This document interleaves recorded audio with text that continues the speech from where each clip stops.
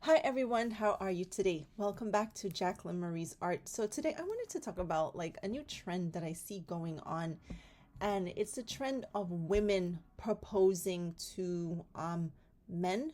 So before originally this was the man's job, and let's just say it is still the man's job to propose, to a woman. So what has happened in the last few years? I'm not sure how old this trend really is, but it's become very popular that women have now taken stepped into this role, by proposing to the men. So let's just clear this up, ladies. This role is a masculine role. So when you're doing something like this, you are moving in your masculine. This is not feminine at all. So a lot of unknowingly, a lot of roles in relationships have been reversed. The men are now in the feminine, the feminine role. It doesn't mean the guy is gay. They're now in the feminine role where the woman is supposed to be, and the women have moved into the masculine role. This also doesn't mean she's, a lesbian or whatever. So, yeah, this has become like the norm. So, the same thing that we always address on this channel is the same thing that is behind this, this new trend. It's this is what happens when ladies, particularly this message is for, but I want men to hear it too, so they could also get a clear understanding of why the gender roles have been flipped upside down. When you jump into the how do I word this? When you jump into the common thing of having sex before marriage, this is what leads to this. This is the same thing. The sex out of marriage, the fornication, as we always say, is what is behind all of the degeneracy in relationships. It is what's behind all of the failed relationships. It is what's behind all of the confusion in relationships where people no longer know their correct role. So I know when ladies do this, they have their hearts are in a good place. They're well meaning behind it. They're with somebody. Usually it's for a good amount of time, maybe a few years. And they love this guy. They care about the guy. They want to spend their life with him. They don't want to start over with anyone else. So a woman, let's just clear this up. A woman proposing to a guy, she means well. Her heart is in the right place. This is a guy she loves and cares about. But here is why it is a terrible, terrible idea. When God designed marriage, because this is the creator of marriage, which is also the creator of us, he put the man in charge, the man as the head, meaning the man is over the woman. The man is in charge, right? He's the leader. You understand what I'm trying to say? He leads and the woman follows. Hopefully, it's a man you can follow. A man you can follow, ladies, is a man that loves, respects, and adores you and treat you well, and does the manly thing. The manly thing is work, take care of his household, raise his children, instill in them, boy or girl, the same thing, staying out of sex before marriage, how to stay out of gangs, whatever the case may be. Just stay on the straight and narrow. Stay in school, respect your mom and your dad and anybody else you see outside, and keep out of the sex thing before the appointed time. The appointed time is on your wedding night. I know that's not how we do it in society anymore, but this is why there's all this confusion and misery when it comes to relationships, because everybody wants to be in a relationship, but it's just so miserable to be in a relationship now that people are afraid of each other. Well, we don't need to be afraid of each other if we take this equation out of dating, the equation of having sex while we are dating. Dating is to get to know somebody and to get to know if this person is right for me to spend my life with. When you have sex before the correct time, it clouds the judgment. It makes it, stick to people you're not supposed to stick to. You want to leave, but you can't leave, and you don't want to stay either, but you notice that you can't leave either. So yeah, you want to get a guy like that, that's you could lead your wife and he could lead the children. All right. So now back to this gender role thing. So this is why, ladies, you have found yourself in this position where you are now almost in a point where you are begging men to be with you, because that's what it really looks like. You're not doing that per se, but in reality, that's what it looks like. So when you jump into the role, women, ladies, of having sex before marriage with a guy that you're just supposed to be dating to get to see if you're compatible and you have a chance to spend your life together, you give up your power, let's just say. You understand what I'm trying to say? He's already gotten the most valuable thing that you have. So he has no reason to really value the way that he's supposed to, you know, and nowadays he has no reason to see the point to want to marry you, because the sacred valuable thing that you have that was supposed to be for your marriage, you have already given it to him so many times before the marriage that he doesn't see the point in marrying you, because he could get everything he wants from you without marrying you, and he also could get everything he wants from you without giving you almost anything in return. Some men nowadays give absolutely nothing in return and get everything from women. They get loyalty, they get all the sex they want, however they want it, whatever kind of style they want, you do it. You try to please him, because since you've given up your power, you're in the begging position. You're not begging per se, but this is how it looks. You're in the begging position where you're hoping to hold on to him because you have that fear that he might walk away, right? So you give up your power. You've already relinquished it. So I always use the analogy on this channel. You'll hear in some of my videos, I always say it's like the Christmas tree present. When I was younger, I used to open my presents when I was a kid before Christmas Day. They would wrap them like a week or two, like let's say 2 weeks before, and put them under the tree. And sometimes I'd go by myself, or sometimes my little sister would do it with me, and we would open up these presents. We couldn't wait. We had no patience. It was just, I couldn't help myself. I tore that thing open so fast. And I was like, ooh, a sweater, oh, whatever, ooh, boots. And then you know where to wrap it back up. And even if it was wrapped horribly, nobody noticed, because nobody cared after they put them under there until Christmas Day. They were like, oh, we will just hodgepodge it, wrap it back hodgepodgely, and put it back under the tree. So when Christmas Day would roll around, do you think I was like, oh my gosh, a sweater? Do you think I was like impressed? Or I cared? Like the thrill and the excitement by that time, since I already knew what it was, I don't remember trying anything on. I just took it out and looked at it though. Since I already knew what it was, I felt no I didn't care anymore. I was just like, okay, it's a sweater, it's some boots or whatever they got me at the time. The thrill of the excitement was no longer there. It was gone, because I already knew what was in the gift boxes. So this is the analogy I'm going to be using over and over again to describe relationships. Once you give up your sex before marriage, because sex is made for just marriage, the guy really doesn't, whether he knows it or not, sometimes it's just, it happens. This stuff is a thing that's set in motion. We really don't have any control over it. It's just set up that way. A lot of times he loses interest. He doesn't see your value anymore. You understand? He's not doing it on purpose. It's just night follows day. This has to follow sex out of marriage. He will not see your value anymore. He won't see your virtues anymore. And since you have tied yourself to him, because sex is a form of glue, you are now in the loser seat, where you start giving him everything and he starts to take it, but he does not appreciate you any longer.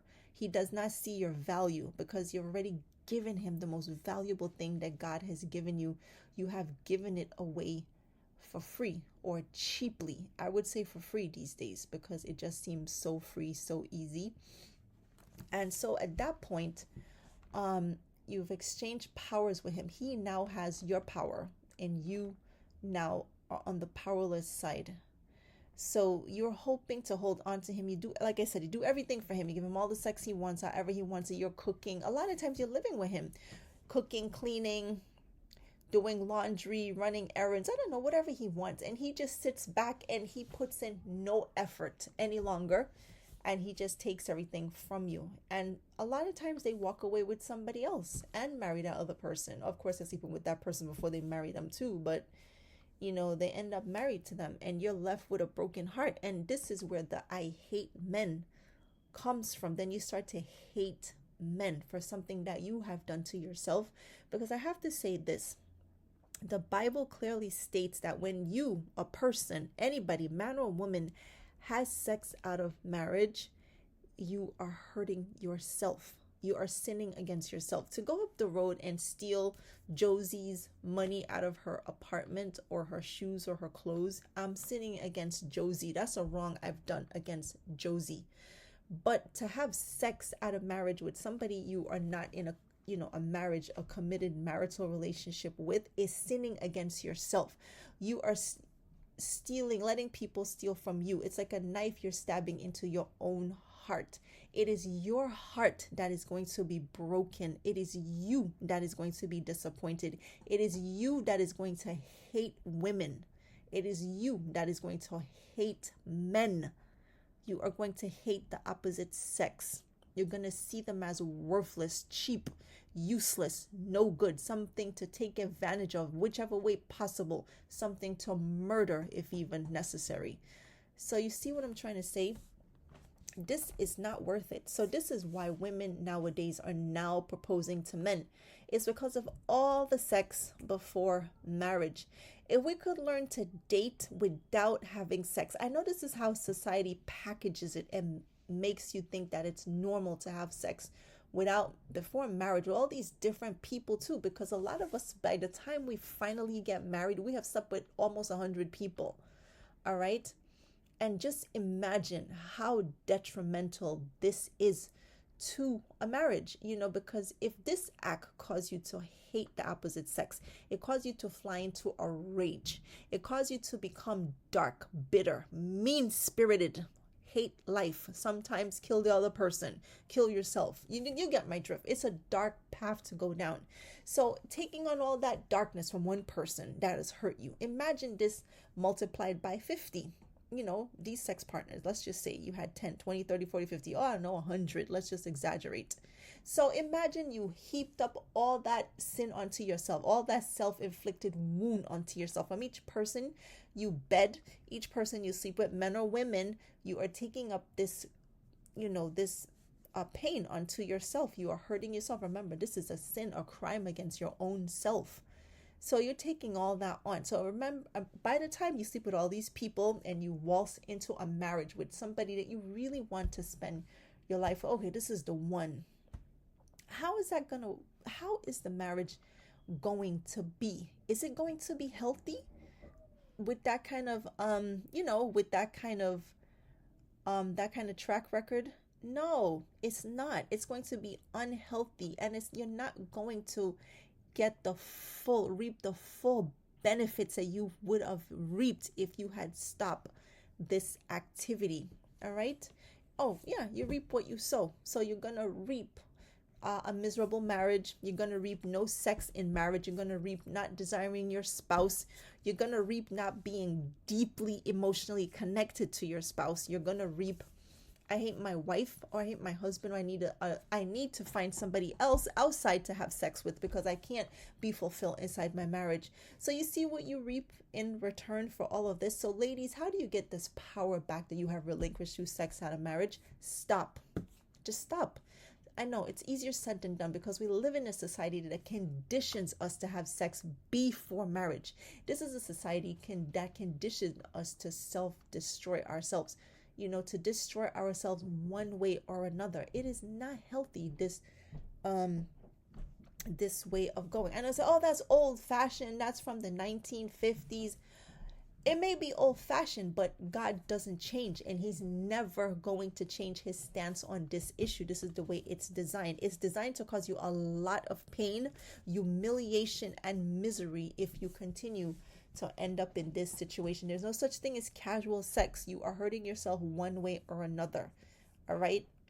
So this is why this is going on. So if you want to regain the power that you keep giving away each time, ladies, you have sex with a guy you are not married to, who's not committed to you as a husband, stop having sex. This is how you regain your power and your dignity, because all of some of these sex acts could be downright embarrassing after a while. The guy don't want to see you. You know, this leads to a form of humiliation depending on the situation. It's just so bad for you. It is. I'm telling you this because I don't want to, I'm not trying to sound like some person from 1921, but it doesn't matter. 1921, 2024, it's the same way it operates. Nothing has changed and will never change when it comes to this rule of sex. Stop having sex with men who are not your husband, men who have nothing to offer you, men who don't care about you, men who just want to use you. Keep yourself covered up. Stop advertising all that beautiful thing that you got. You could look beautiful covered up, and in the right time, the right guy will find you, who will appreciate you, who will lay down his life for you, as in giving you his last name and your children his last name. Well, they get the last name anyway, but I'm just saying, where you're in a structured home with that guy, your kids, and that's your family. You understand? Well, you could have sex in a safe place. Sex outside of marriage is not a safe place. It leads to degradation and humiliation, like women proposing to men. All right? I seen one clip where the lady was proposing and she was totally in her masculine, her mannerisms, everything. So, she meant well, and I felt so bad for her, because this is where the years of fornication, laying down with men we're not married to, leads to. This is the end result of us humiliating ourselves, begging men, and throwing ourselves at men, to accept us. So, ladies, it does not have to be that way.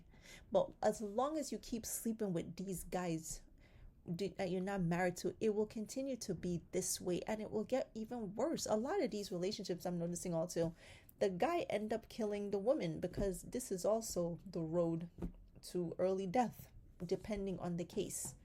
All right, I touched on this on another video. I'm gonna touch on it again, because certain topics I'll touch on over and over again. All right, so do yourself a favor and quit this self-destructive, humiliating act of sleeping with guys we're not married to. There is nothing in it for you. You will just embarrass yourself, break your own heart, and continue to face humiliation at the hands of men who will not see any value in you. And especially this day and age, it is worse than ever. The time to stay out of this foolishness is now. So do yourselves a favor. Pick up the pieces of your broken heart. Dry your tears. And put back on your dignity, my sisters, whoever you are, wherever you are, okay? Any lady, anywhere listening, it does not matter. You could be a million miles away. This is for you if you're mixed up in this, all right? Get out of this stuff. Leave it alone. It is not for you. It was not designed. This was not the way you was designed to do it. So forgive yourself and do it the right way by waiting for your husband, all right? All right, so that's it. As usual, this channel has no intentions of bashing anyone. This is just a subject that needs to be addressed because it's causing a lot of problems. All right, so until next time, talk to you later. Bye.